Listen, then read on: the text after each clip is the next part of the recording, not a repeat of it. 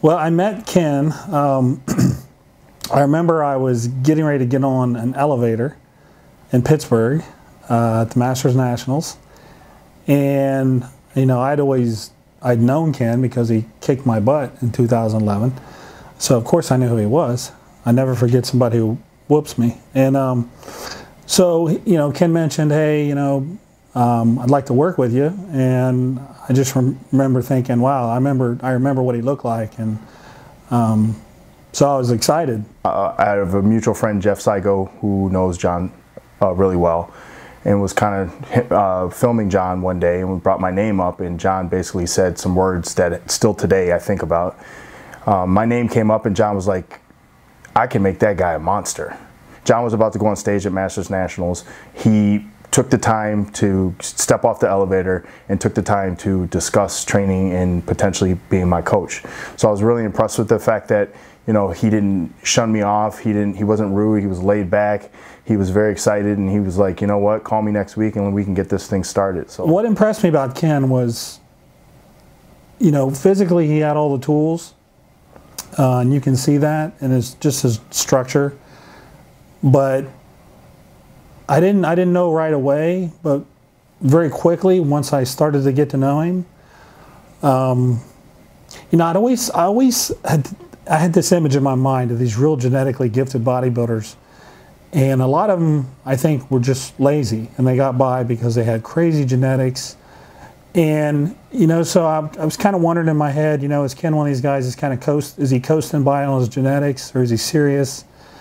And when you get to know him, he's very serious. He wants to get better, but he's just a good guy. When you have conversations with people, you get this first impression, and it's either, wow, I think we'd get along really well. This guy's down to earth. He's actually going to listen. Versus, sometimes the conversations feel really awkward and weird, and I have all these bells going off that says, don't get into a partnership with this person. But when I talked to Ken and got to know him, it was just the opposite. It was playing at Michigan taught me a tenacious, never quit attitude, because the training was it was monotonous. It was 365 days of the year. They owned us for 5 years or 4 years, if we got redshirt or not. It was football, football, football. And then when it wasn't football, it was training, training, training. So I think that prepared me mentally for bodybuilding. And, it's easy for me to get up at 4 o'clock in the morning and do my cardio. It's easy for me to do my cardio at 12:30 at night. It's easy for John to take my carbs away and still train the way I need to train, because I have the mental capacity to do that because of what I went through at Michigan. So I think Michigan helped.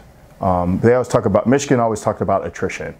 You never want to let attrition set in. We always wanted to will our way against the opponent, will our will against them, and let attrition set up against them, and they quit.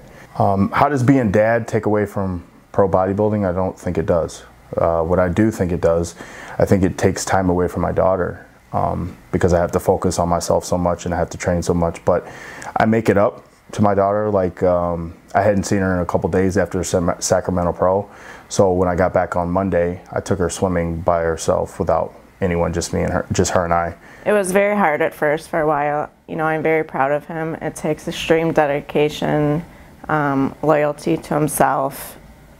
I know he does it for the family, but he also does it for himself as well. It is a selfish sport, so it's hard sometimes in the household to deal with it, but I am very proud of him. When I see him up on stage and see all the hard work pay off, I'm just very proud of him. So the day my daughter was born, we didn't know what we were having. So for 9 months, we were hemming and hawing back and forth. I thought it was a boy simply because we would get ultrasounds and the structure of the child's head, it looked like a boy. And my wife was back and forth. We were back and forth with names, all the above.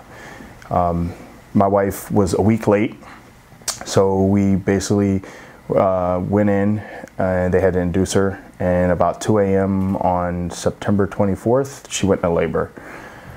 And about 11 a.m., they pulled out my little girl, Jade. And I start crying. So, like I'm gonna start crying now.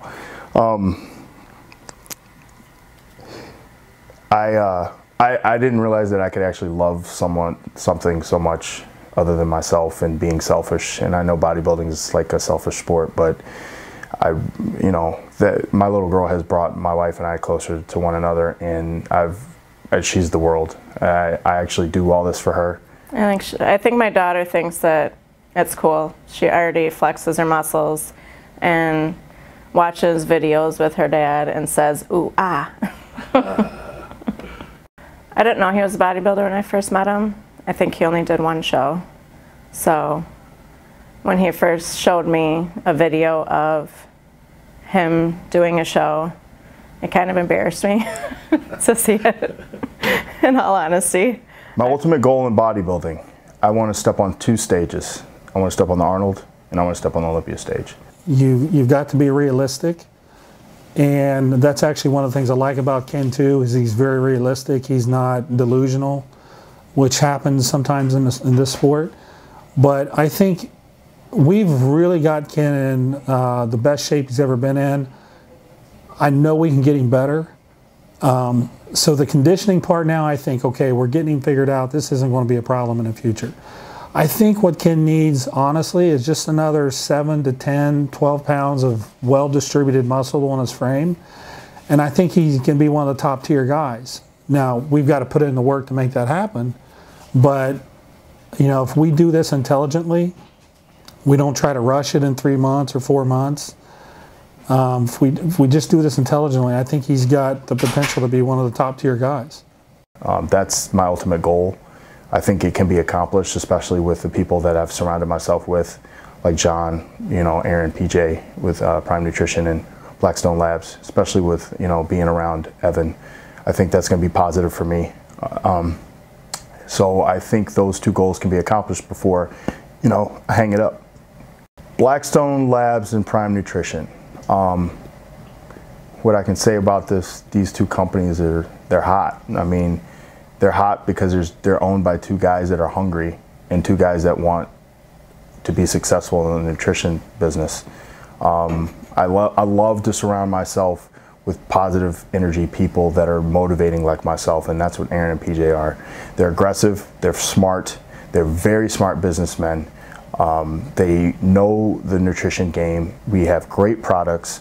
I'm experimenting with products all the time right now. I will experiment with more products once I get off prep. My wife I've incorporated some products for my wife. She loves the products, right off the bat, she loved the products. I just think there's such a good feeling in my heart about the situation that I'm in with Prime Nutrition and Blackstone Labs. I think this is going to be very positive for everyone who's involved. I like the way PJ and Aaron have brought in family members and people that are close to them. They always say you don't hire your family or your friends. Well, I can tell you this, I haven't been around a lot of the guys for any amount of time, but I can tell you just the short amount of time that I've been here in Tampa and around what's going on, it's positive. It's all positive. And if you guys do the research and look how Aaron and PJ grew this, it was out of a rent-a-storage unit where they basically him and PJ would go package their stuff and send it out themselves. And then it just grew into what it's grown into in a very short amount of time. So you guys need to should see that that's pretty impressive. I'm very excited for the opportunity that's been presented to me, and I'm going to run with it.